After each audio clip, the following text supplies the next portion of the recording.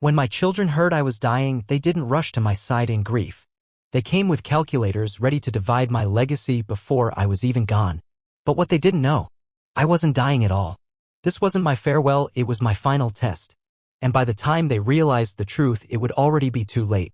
I had spent my life working tirelessly to build a future for my family. A home that stood strong through every storm, a business that kept food on our table, and a savings account meant to protect them long after I was gone. But as I grew older, a troubling thought gnawed at me. Did they love me, or did they love what I could give them? Would they be there for me in my final days out of devotion or out of obligation? I didn't want to believe the worst, but doubt had settled deep in my bones. So I decided to find out the truth for myself. One evening, I gathered them in the dining room, the same place where we had once celebrated birthdays, shared holiday feasts, and laughed until our sides hurt. Now, the air felt heavier, filled with something I couldn't quite name. I took a slow breath, choosing my words carefully. The doctors ran some tests. I began, letting the words sink in. It's bad. Stage 4. They say I don't have much time. Beside me, Linda's hand tightened around mine. Her pain was real. But my children? Their reactions weren't what I expected. Michael, my eldest, stiffened in his chair. His jaw tensed, and for a brief second, I thought I saw a flash of emotion. Then it was gone, replaced by something unreadable. Dad, he hesitated, as if weighing his words. We'll figure things out. Sarah, my only daughter, let out a quiet gasp. Her hand reached for mine, warm but distant. Oh, Dad. I'm so sorry. A pause. We'll make sure you're comfortable. Tom, my youngest, the one who had always been the softest-hearted, nodded slowly. We'll take care of everything, he murmured. Their words were right. Their voices were soft. But something was missing. That raw, desperate grief. That pain of a child realizing they were about to lose their father. I searched their faces, waiting for it. But it never came. Instead, the air shifted. An eerie, unsettling quiet. One that didn't belong in a moment like this. They weren't crying. They weren't pleading for more time. They weren't even asking about treatment. Instead, I caught something else, a glance between Michael and Sarah. Quick. Almost imperceptible. But I saw it. It was then I knew. I had raised them. I had loved them. But at this moment, I realized something that hit me harder than any diagnosis ever could. I wasn't sure if they truly loved me back. A heavy silence settled over the room. My words hung in the air, but the weight of them didn't seem to land where they should have. I watched my children closely, waiting for a reaction beyond the polite murmurs of sympathy, beyond the well-rehearsed lines of comfort. But all I got were those stolen glances, those careful calculations hiding behind their eyes. Before we continue, I want to connect with all of you, my incredible viewers. Where are you watching from? Drop the flag of your country in the comments below. I'd love to see how far the story is reaching. Michael was the first to break the silence. He cleared his throat and sat up straighter, his business instincts taking over. Dad, have you thought about next steps? It was a simple question, but the way he said it made my stomach turn.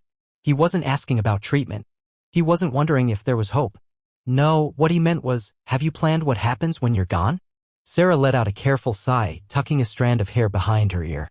I know this is hard, Dad, but it's important to get things in order. You don't want to leave Mom with all these decisions. Linda flinched at that, but she said nothing. She had always been the quiet observer, the one who saw more than she ever let on. Her grip on my hand tightened. Then there was Tom. He had always been the most sentimental, the one who used to sit with me on the porch and listen to my stories. But now? He was quiet. Too quiet. His fingers drummed lightly against the table, and when he finally spoke, his voice was too smooth, too measured. Whatever you need, Dad. Just let us know how we can help. Help? That word echoed in my mind long after dinner had ended, long after my children had gone back to their own homes, leaving me alone with Linda. She didn't speak right away. She just looked at me, her eyes filled with something I couldn't quite name. You saw it too, I finally said. She nodded. They're already thinking about what happens next. I swallowed hard. I had hoped I was wrong. That my doubts were nothing more than the paranoia of an aging man afraid of the inevitable. But tonight had confirmed everything. My children weren't grieving me. They were preparing. For them, this wasn't about losing their father. It was about what came after. And that's when I made my decision. If they wanted to start planning for my death, then I would give them something to plan for. Because this wasn't over yet. Not by a long shot. The next few days I watched. I listened. I waited. Michael started visiting more often, though never for too long. He always had an excuse, a work meeting, a phone call, something urgent that couldn't wait. But in between those distractions, he would casually bring up the house. It's a lot to manage, Dad. Have you ever thought about what's best for Mom after, you know? His voice was always measured, his words carefully chosen. But I knew exactly what he meant. Sarah took a different approach. She didn't ask outright. Instead, she lingered, offering to help with bills, sorting through papers that had never interested her before. It's just good to know where everything is, she had said sweetly, flashing a smile that almost looked genuine. Almost. And then there was Tom. He still played the role of the devoted son, the one who cared the most. But every time he spoke, there was something calculated behind his words. Dad, you should focus on resting. Let me take care of things. If you want, I can handle the accounts for you. His offer sounded kind, thoughtful even, but I knew better. They weren't mourning me. They were maneuvering. Linda saw it too. She didn't say much, but every night, as we lay in bed, I could feel the tension in her silence. It's like they're waiting, she whispered one evening, her voice barely above a breath. Not for you to get better, but for you to be gone. The words stung, not because they weren't true, but because I had spent my life believing that I had raised them better. That they would be different. That blood meant more than money. I needed to be sure. So I decided to push things further. At our next family dinner, I played my part, voice weak, movements slower. I sighed deeply before speaking, making sure they could hear the exhaustion in my tone. I've been thinking, maybe it's time to start settling things. I don't want to leave any unfinished business behind. The room fell silent. Not the silence of grief. Not the silence of sorrow. The silence of opportunity. Michael was the first to speak, clearing his throat as if he hadn't been waiting for this moment. That's smart, Dad. A plan would make things easier for everyone. Sarah nodded quickly, her fingers wrapped tightly around her wine glass. Yes, it's important. You wouldn't want things to get messy. Tom, always the careful one, hesitated for a second longer. Then, with a solemn nod, he said exactly what I expected. We just want what's best for you. I almost laughed. Almost. Instead, I leaned back in my chair and gave them exactly what they wanted. I'll make my decision soon, I said softly. But I need time. They accepted that easily. Too easily. What they didn't know was that I had already made my decision. Because this wasn't about my will anymore. This was about the truth. And by the time I was done, they would finally have to face it. But how far would they go to secure their inheritance? And what would they do when they realized the game had only just begun? The shift in the air was almost imperceptible, but I felt it. My words had landed, though not in the way they had expected. They had gathered here thinking they were about to secure their futures, to finalize what they believed was inevitable. Instead, I had thrown them into uncertainty. Michael's jaw tightened, the businessman in him scrambling to adjust his approach. Of course, Dad. We're here for you, no matter what. The words were smooth, but there was tension behind them. He wasn't sure where this was going, and he didn't like it. Sarah, ever the performer, placed a gentle hand on mine. We just want what's best for you. Her voice was soft, perfectly pitched with concern. But I noticed how her fingers curled slightly against my skin, betraying the nervous energy she was trying so hard to conceal. And then there was Tom. He said nothing. He simply nodded, his expression unreadable. But I saw the way he swallowed hard, how his knuckles turned white as he gripped the arm of his chair. They were waiting. Watching. Trying to decipher what I meant. Good. Let them wonder. I leaned back, allowing silence to stretch between us, letting them sit in their own discomfort before I continued. Trust is a tricky thing, I said finally, my voice calm but deliberate. It's not something that can be spoken into existence. It has to be proven. Michael let out a short breath, attempting to regain control. We understand that, Dad. If there's something we can do to ease your mind, just say the word. I smiled, but there was no warmth in it. I was hoping you'd say that. I let the anticipation build before I delivered the next blow. I've decided to transfer control of everything, not just the house, but the business, the accounts, all of it to the one person who proves they have my best interests at heart. It was fascinating to watch.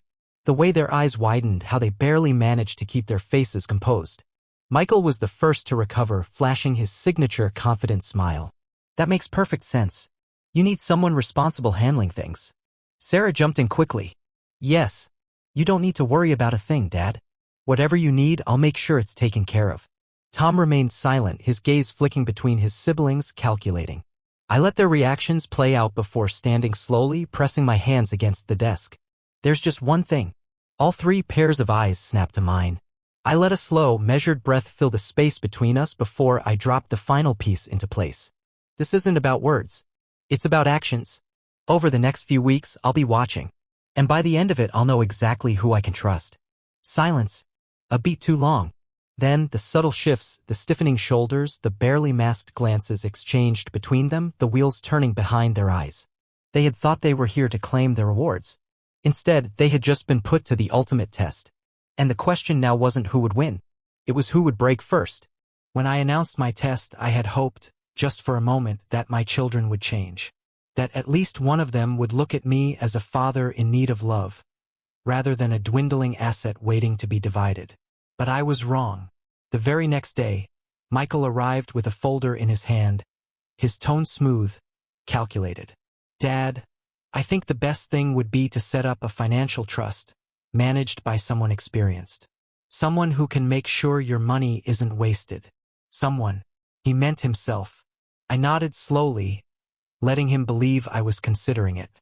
Sarah was subtler. She played the caring daughter, the one who just wanted me to rest. "Dad, please don't stress over this. Let Mom and me take care of everything. You just focus on your health." Yet, as she cleaned my study, something she had never done before, her hands found their way to my financial documents. She thought I didn't notice the way she carefully flipped through the pages, her eyes darting across the numbers like a scavenger assessing her prize. And then there was Tom, the quiet one, the observer. He didn't make a move right away like the others. Instead, he watched, listened, tried to play the role of the devoted son. But I saw him late at night, whispering on the phone with our family lawyer, inquiring about the legal conditions for assuming control of an estate in case of mental incapacity. They weren't just trying to win me over anymore. They were turning on each other. Michael casually mentioned that Sarah had a history of bad investments, planting doubt about her financial responsibility. Sarah, in return, reminded me that Tom had never held a steady career, implying he lacked the ability to manage anything substantial. Tom, ever the strategist, simply smiled and told me, "I don't care who gets what, Dad. I just want you to be okay." Lies. I could see the hunger in his eyes, just as I saw it in the others. It was no longer about earning my trust. It was about eliminating their competition. I felt something inside me sink. None of them truly cared about me. I had to push them further. So I devised my next move. At the following family dinner, I staged my biggest performance yet.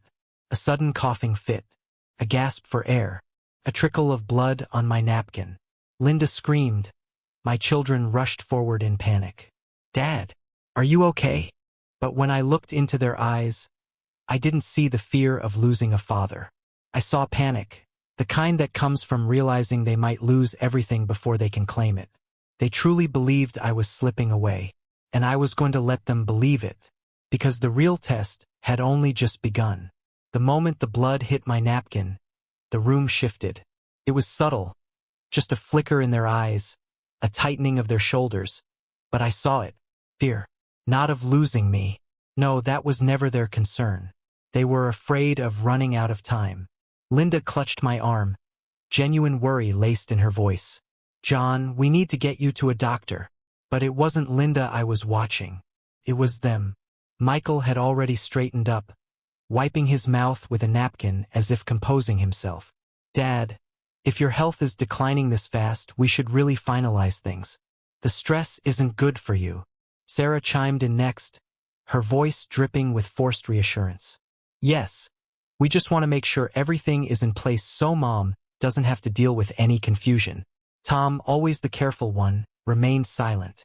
His jaw tensed, his fingers tapping lightly against the table. His eyes darted between his siblings, calculating, measuring his next move. I let out a weak sigh, leaning back in my chair, pressing a trembling hand against my temple. "You're right. It's time to set things in order." And just like that, the tension in the room eased.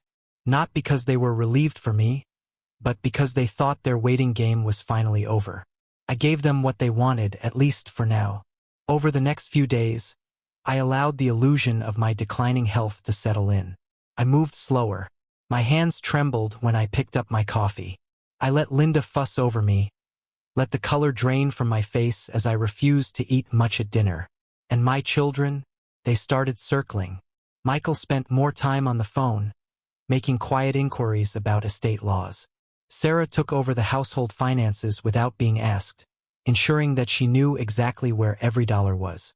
Tom began showing up unexpectedly, pretending to check in on me, but always steering the conversation back to long-term planning. They thought they were in control, that I was slipping, that soon I'd be too weak to make any real decisions. So I gave them one last push. I called a family meeting. My voice was hoarse. My body slumped in my chair. "I've made my decision," I rasped. Their eyes locked onto me. The air in the room turned electric. Michael sat forward first. "That's good, Dad. It's the responsible thing to do." Sarah offered a sympathetic smile, her fingers resting lightly on my arm. "You can trust us to handle things properly." Tom simply nodded, waiting, always waiting. I took a deep breath, dragging the silence out just a little longer before I spoke. "I've decided to sign everything over to the one person who's proven they truly care about me." The room went still. The air tightened. Michael glanced at Sarah. Sarah glanced at Tom. Tom glanced at me. And just like that, the real fight began. Because now it wasn't just about inheritance. It was about survival. And none of them were willing to lose. The room was silent. But beneath that silence was an unspoken war. My words had landed like a match in a dry field. And now, I watched as the fire spread. Michael sat back in his chair, masking his tension with a forced chuckle. "Well, that's great, Dad. Really, it's about time we got things settled." Sarah tilted her head, her smile tightening. "Yes, it's important to make sure things are in the right hands." Tom didn't speak. He just stared at me, his fingers laced together, his jaw set tight. He was always the most careful, the one who spoke last. But I could see it in his eyes. The quiet panic. The calculation. They were all thinking the same thing. Who was it? Who had I chosen? Who had won? And more importantly, who had lost? I let the suspense stretch just a little longer before I sighed, as if weary, as if this entire process had drained me. Then I stood slowly, my movement sluggish, my breath unsteady. "Linda, help me to my room," I murmured. "I'll finish this tomorrow." The disappointment in the room was immediate. Michael's lips parted as if to protest, but he stopped himself. Sarah's nails tapped against the table in frustration. Tom simply exhaled, his eyes narrowing just slightly. I didn't have to say it out loud, but they all understood. The test wasn't over. The real challenge had just begun. That night, as I lay in bed, staring at the ceiling, I knew I had pushed them to the edge. They were desperate now, scrambling for control. The next move wouldn't come from me. It would come from them. And sure enough, the cracks began to show. Michael made his first move the next morning. He arrived early, a coffee in hand, smiling like the devoted son he had never been. "I just wanted to check in on you, Dad," he said. "You gave us quite a scare last night." He sat with me, asking about my health, my pain, my thoughts. But I knew the real reason he was here. He wanted to be the last voice I heard before making my decision. Sarah was next. She took a different approach, hovering over Linda, offering to help with meals, suggesting ways to ease my stress. But I caught her in the study later, staring at the locked drawer where I kept my will. And then Tom. The one I had expected the least from. The one who had remained so still, so unreadable. Late that evening, I heard voices. Low. Urgent. I stepped quietly toward the hallway, peering through the crack of the door. Tom and Michael. Arguing. "You really think he's going to pick you?" Michael hissed. "Come on, Tom. You don't even know how to run a business." Tom's voice was lower, more controlled. "And you think Dad's going to hand it all over to you? You're a vulture, Michael. He sees right through you. A scoff. You're a fool if you think this is about trust." Michael stepped closer, his voice just above a whisper now. "This is about making sure things end up where they belong." A pause. A heavy silence. Then Tom said something that sent a chill down my spine. "Then maybe we should make sure he doesn't have a choice." My breath caught in my throat. There it was. The moment they had crossed the line. The moment they had proven, once and for all, this wasn't about family. It never had been. I backed away from the door, my heart pounding. It was time. Time to reveal the truth. Time to show them exactly who they had become. Time to end this game once and for all. At its heart, this story isn't just about wealth or inheritance, it's about the fragility of family, the test of loyalty, and the painful truth that love is not always unconditional. It makes us question, what truly defines a family? Is it the blood we share, or the way we stand by each other when it matters most? John's journey was never about dividing his assets, it was about uncovering the reality of his children's hearts. And in doing so, he discovered something far more valuable than money, the truth. Because sometimes the greatest lesson we can teach is not about what we leave behind, but about who we become in the process. Now, I want to hear from you. What did the story make you feel? If you liked it, drop a 2 in the comments. If it didn't resonate with you, drop a 7. I welcome all thoughts. And if you love stories that challenge your perspective and make you reflect on life, hit that like button and subscribe to Tapestry of World for more. These are not just stories, they are mirrors of reality, and together we can explore them one story at a time.